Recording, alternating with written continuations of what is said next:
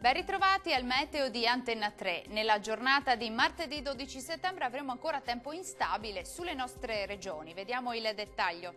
Sul Veneto molte nubi con rovesci e temporali diffusi nella prima parte della giornata, localmente anche forti sulle basse pianure e sul Veronese.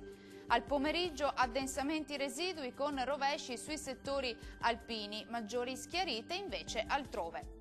Vediamo anche le temperature, le massime risultano essere comprese sui 17-20 gradi circa, minime tra i 10 e i 15 gradi. Andiamo ora a vedere che tempo farà sul Friuli Venezia Giulia. Anche qui avremo rovesci e temporali diffusi anche forti in mattinata, fenomeni più deboli e irregolari nelle ore pomeridiane, miglioramento generale in serata. Temperature massime sui 18-20 gradi, minime attese tra 11 e 13 gradi circa. E concludiamo con uno sguardo alla situazione del Trentino Alto Adige. Molte nubi anche qui con rovesci e temporali diffusi, soprattutto nella prima parte della giornata. Al pomeriggio andrà un po' meglio con maggiori schiarite.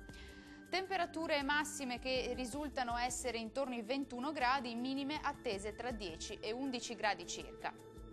Concludiamo con uno sguardo alla situazione dei mari e dei venti. Il mare sarà generalmente poco mosso e i venti saranno moderati settentrionali. Dal meteo per ora è tutto, arrivederci.